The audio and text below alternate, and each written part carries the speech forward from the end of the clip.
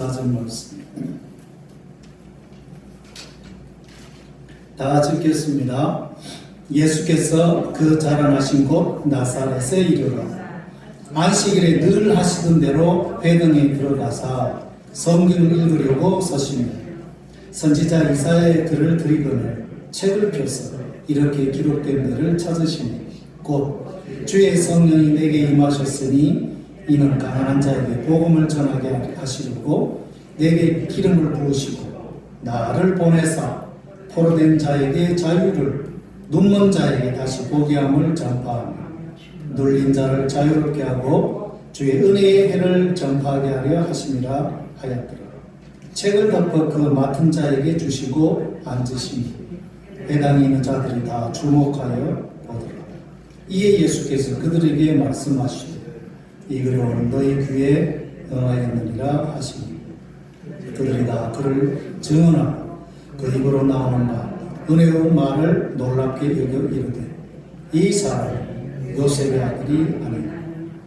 예수께서 그들에게 이르시되 너희가 반드시 의사야 너 자신을 고치라 하는 속담을 인용하여 내게 말하기를 우리가 들은 바 가버나움에서 행한 일을 네 고향 여기서도 행하라 하리라. 또 이르시되 내가 진실로 너에게 이르노니 선지자가 고향에서는 환영을 받는 자가 없느니라. 아멘. 오늘 본문은 저를 포함해서 우리 사람들이 흔히 경험할 수 있는 고정관념과 선입견의 폐해에 대해서 말씀하고 있습니다. 예수님을 처음 만난 제자들이 가버나움에 사는 친구 나다나엘을 만나서 우리가 갈릴리 나사렛에서 그토록 우리가 기다리던 메시아를 만났다. 그렇게 소개를 했더니 됐든 이 나다나엘이 말하기를 그 갈릴리 시골 나사렛에서 무슨 선한 것이 나겠느냐고. 예수님의 첫 제자들이 소개하는 주님, 예수님이 누구인가라는 것은 제대로 알아보지도 않고 파악하지도 않고 그 사람이 출신이 산골 동네, 아직 제가 가보지는 않았지만 산골 동네 나사렛에서 살았던 분이다. 그 출신이다. 그러니까 됐든 그것보다는 조금 도회지에 사는 나다나엘이 그렇게 말하는 거예요. 그 시골에서 무슨 선한 게 나겠느냐.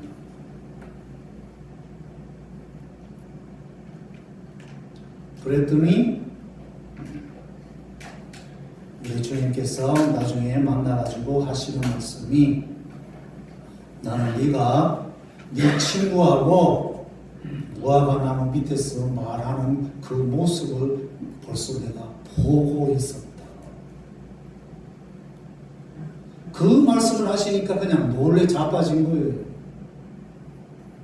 그래서 나다나엘이 확 변화해가지고 당신은 진짜 하나님의 아들이고 이스라엘을 그동안 기다렸던 진짜 왕이십니다. 그렇게 감탄을 하게 됩니다.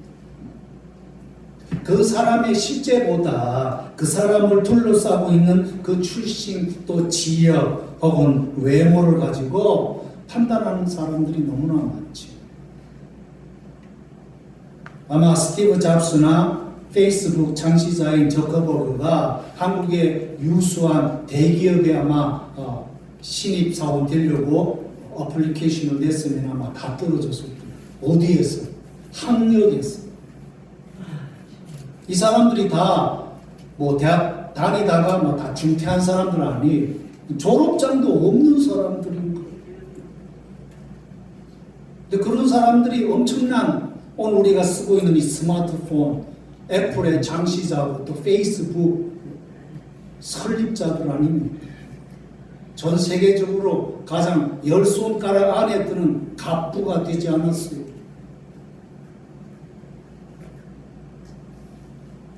이런 선입견과 편견의 또 다른 구약시대의 좋은 예 중에 하나가 아람 군대 장관 나아만이죠. 평생도록 문두병으로 고통 속에 있었는데 이스라엘에서 잡혀온 한 여자 몸종이 말하기를 주인님 참 제가 보기에 참 딱한데 혹시라도 제가 살았던 이스라엘에 귀한 영험한 선지자 선생님 한 분 계신데 혹시 그분에게라도 가시면 안 되겠어요. 그래서 이 나아만 장군이 참 그 백방으로 용하다는 의사를 다 만나지 않았겠어요. 그래도 이 병을 고칠 수가 없는 거죠. 그래서 그 이야기를 듣고 군인들을 데리고 가지 않았습니까? 그런데 그 여리고 성에 와가지고 이 엘리사 선지자가 내다보지도 않는 거예요. 몸종을 시켜가지고 가라사대 저 요단강에 가가지고 저 시뻘건 그런 뻘탕물이 흐르는 요단강에 가서 7번 씻으면 될 거라. 그 소리를 듣고 같이 온 이 아람 군대 장관 주변에 있는 사람들이 화가 나가지고는 목욕할 강물이 없어가지고 이 조그만한 동네 이 뻘탕물 여기 그냥 목욕하러 온 줄 아느냐고. 우리 아랍 나라에 물도 깊고 경치도 좋고 너무나 아름다운 강이 너무나 많은데 경상도 사투리로 천지백갈인데 여기까지 와가지고 목욕해야 되는. 장군이 막 갑시다. 기분 팍 상해. 그럴 때 몸종을 여기까지 왔으니까 썩는 셈 치고 한번 가보세요. 선지자가 말씀하는 대로 한번 순종해 보세요. 그래가지고 옷을 벗고 요한강 그 시시한 강물에 들어가지 않았어요. 한 번 들어갔다 나오고 2번 들어갔다 나오고 점점 목욕할수록 몸에 변화가 나타나기 시작. 그래서 7번 목욕하고 나왔더니 그 몸이 깨끗하게 되었더라. 이렇게 사람들이 가지고 있는 고정관념과 이 선입견이 얼마나 무서운지. 근데 그런 선입견과 고정관념을 깨트리면 엄청난 기적이 기다리고 있다고 하는 것이죠.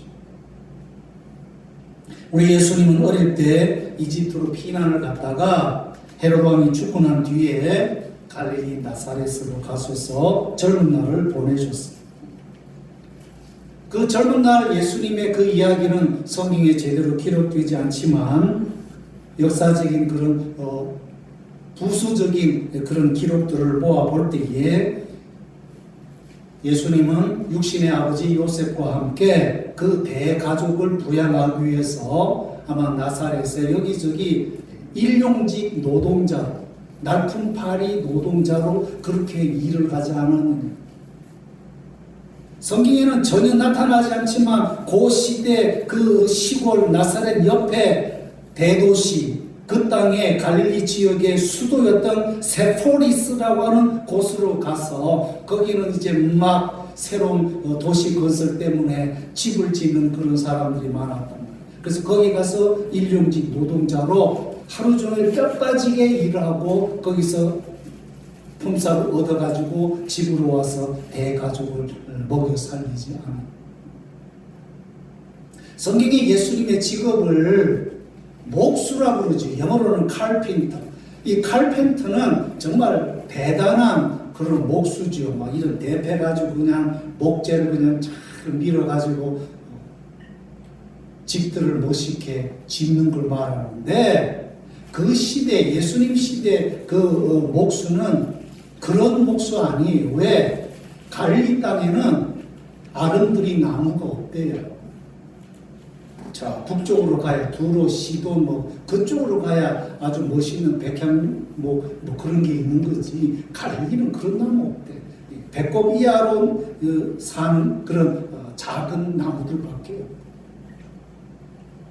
그러니까 우리가 목수 그런 대목장자 같이 집 짓는 너. 쉽게 말해서 날품팔이.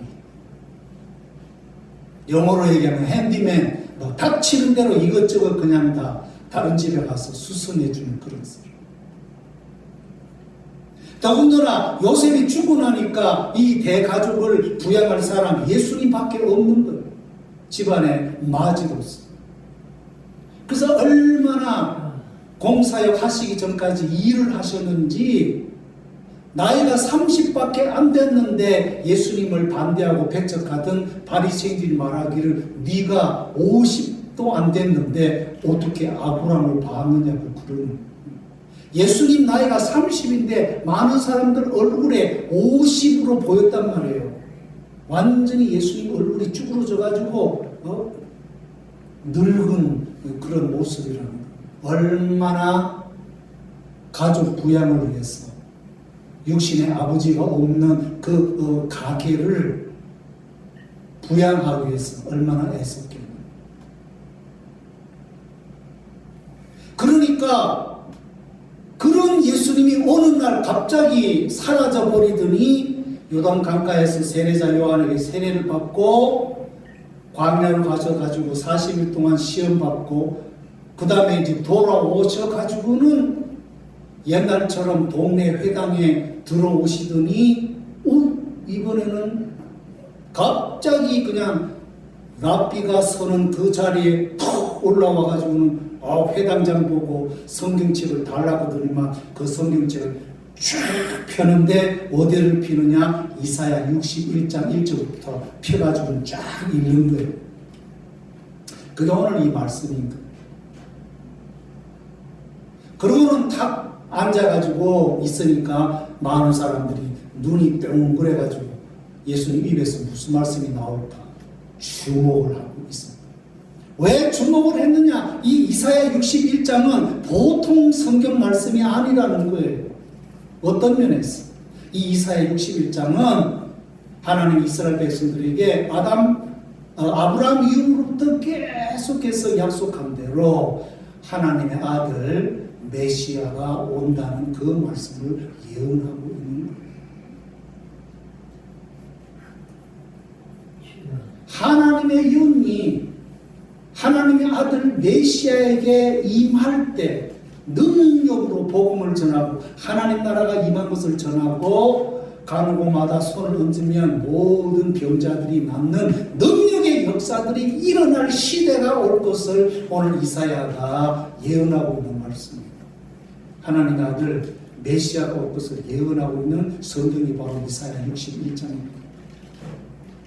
그거를 대대로 이스라엘 백성들은 알고 있고 기대하고 있었다는 거. 이사야 61장에 있는 그 메시아가 언제쯤 오는가, 우리 시대에 오는가. 그래서 이 본문은 너무나 보통 본문이 아니기 때문에 오늘날 자기 이 마을에서 같이 일하던 요셉의 아들인 예수님이 요단강 갔다 오고 세례받고 난 뒤에 완전히 당당한 모습으로 돌변해가지고 와가지고는 이 성경을 딱 읽고 앉아가지고 뭐라 그러느냐. 이 말씀이 오늘 여러분들 귀에 응했습니다. This prophecy is fulfilled even now here when you hear. 여러분들 지금 내가 읽는 이 성경을 읽을 때 이 예언의 말씀이 지금 이루어졌습니다. 이 말씀을 하니까 거기에 있던 모든 회당에 있는 나사렛 동네 사람들이 기가 막힌 거예요. 놀래 자빠진 거예요. 아니 당신이 이 나사렛 시골 동네에서 우리와 같이 거의 30년 동안 같이 니네 하면서 앞집 옆집 그렇게 지내면서 살아왔고 당신이 누구냐고, 이미 죽은 요셉의 아들 아니냐고, 당신이랑 내나 개찐 도찐 거기서 거긴 것 같은데 지금 뭔 소리 하는 거냐고.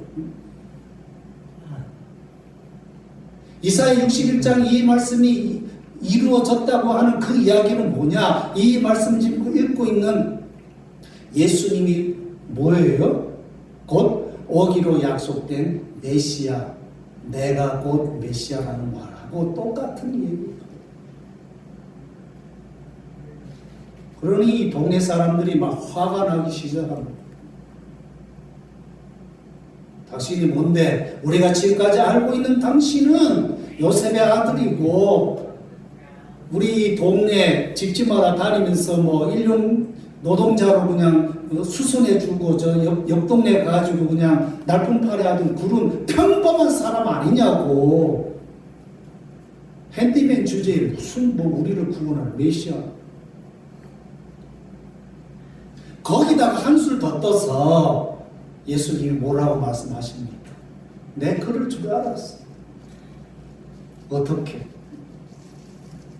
옛날에 주의 종 엘리야가 3년 6개월 동안 비가 안 올 때에 도망 다닐 때 이 집 저 집 정말 자기 일신을 의탁하려고 했는데 이스라엘의 아무 과부들도 거들떠보지 않았는데 저 사렙다 과부만이 이방인 여자만이 이 주의 종을 3년 6개월 동안 공개해 주었다. 그리고 이스라엘의 문둥병자들이 굉장히 많았지만 엘리사 시대에 그 문둥병자 가운데 고침을 받은 사람은 딱 한 사람인데 누구냐? 아람 나라 장군 나아만이라. 안 그래 지금 막 속에서 지금 막 부글부글 끓고 있는데 이스라엘 백성들 가운데는 믿음이 아무도 없고 자기들이 멸시하고 전대하는 이방인 가운데서 주의 종들을 선대하고 믿음으로 3년 6개월 동안 정말 그 어려운 시대에 잘 지내고 또 병 나았다는 그런 이야기를 들으니까 그냥 폭발해 버린 거예요. 이게 그냥 보자 하니까 그냥 할 말 안 할 말 있지. 그래서 오늘 본문에 보니까 그 이야기를 듣고 같은 동네 나사렛 사람들이 분기탱천해가지고 예수님을 잡아 죽이려고 어디까지 밀고 가느냐. 이 나사렛이 이 높은 이런 동네인가 봐요. 산동네인가 봐요. 그래가지고 그 동네 마지막 낭떠러지 절벽까지 끌고 간 거예요.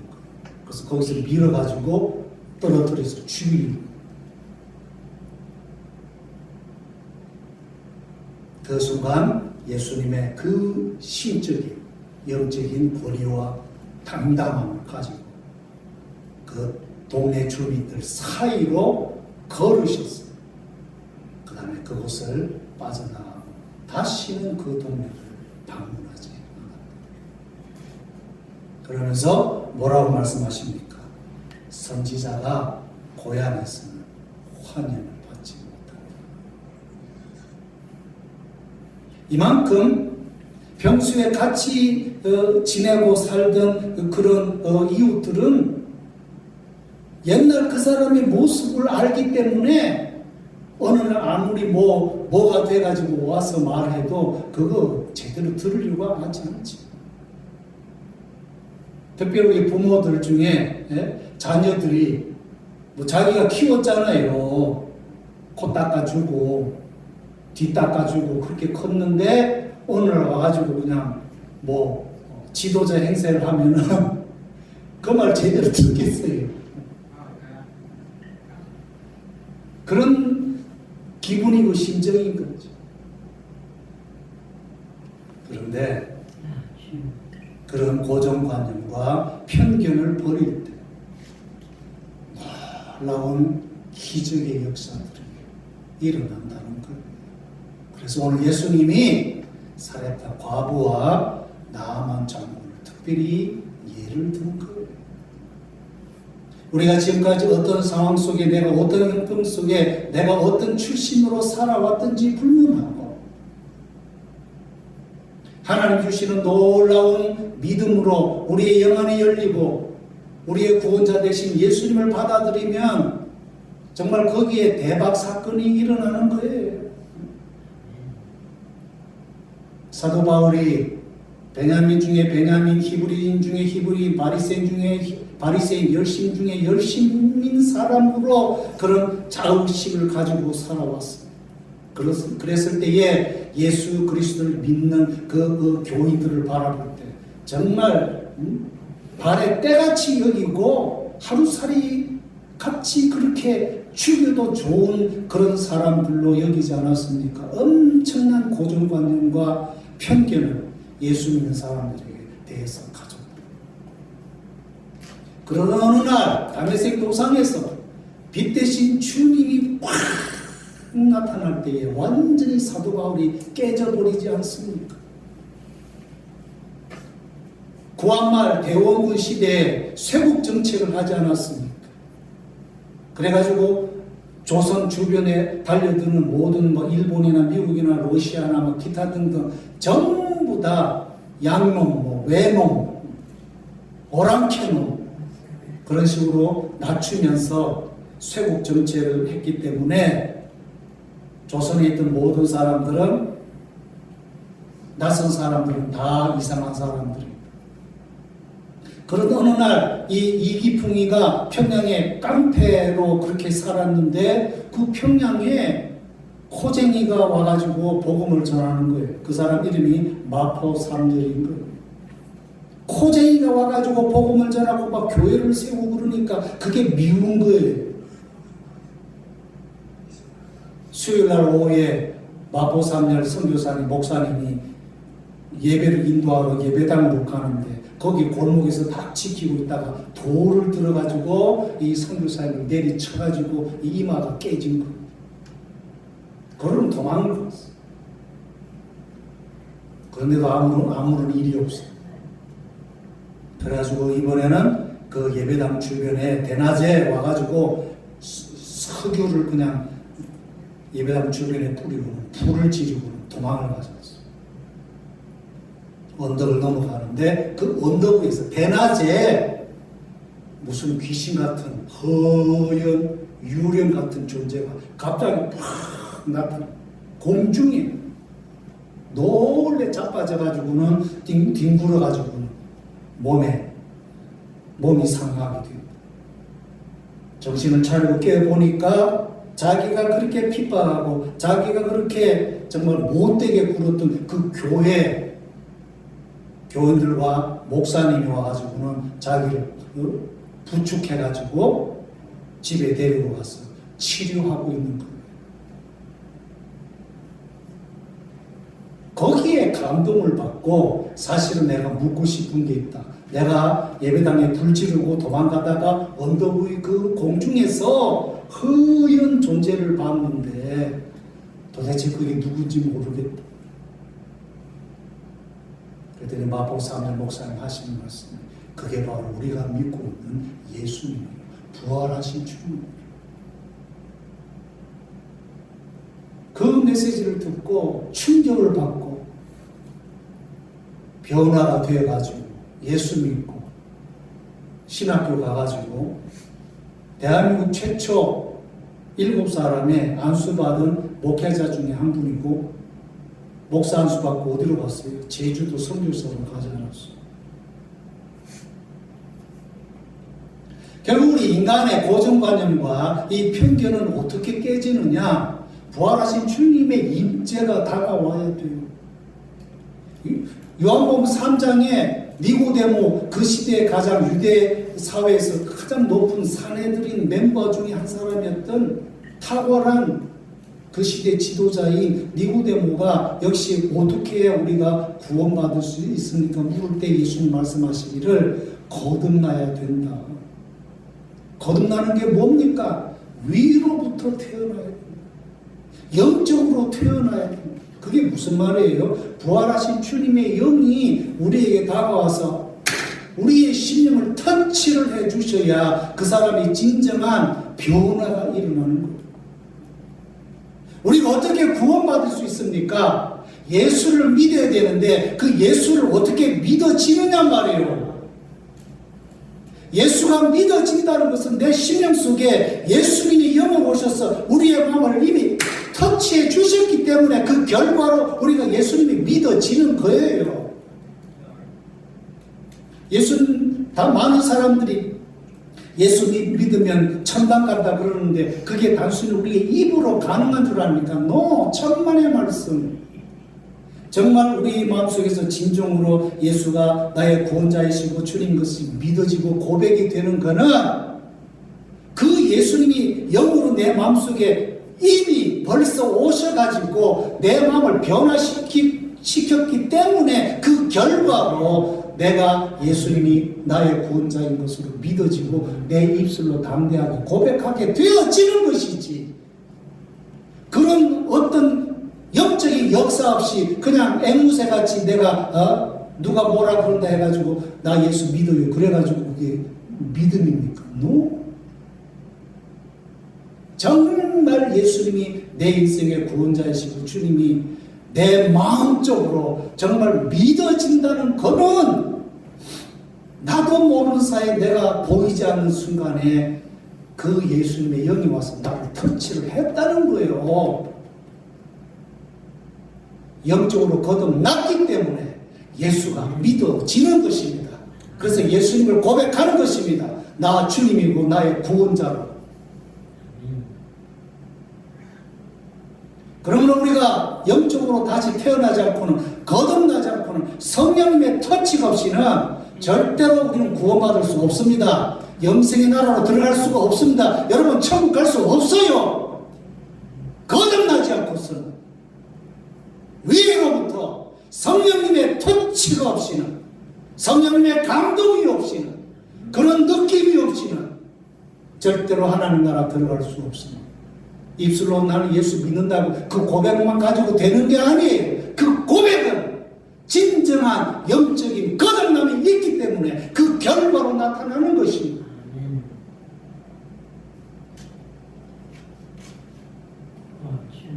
우리가 가지고 있는 모든 예수님에 대한, 교회에 대한, 기독교에 대한 편견과 고정관념이 있을 것입니다. 이런 편견과 고정관념이 정말 변화가 되고 그게 깨지려면 결국은 성령님의 터치가 있어야 돼요. 오늘 이 시간 우리가 마음의 문을 열고 진정으로 구해야 될 것은 성령님 오십시오. 성령님이 누굽니까? 부활하신 주님의 영이십니다. 주님이시에요. 주님이 영적으로 오시는 거예요.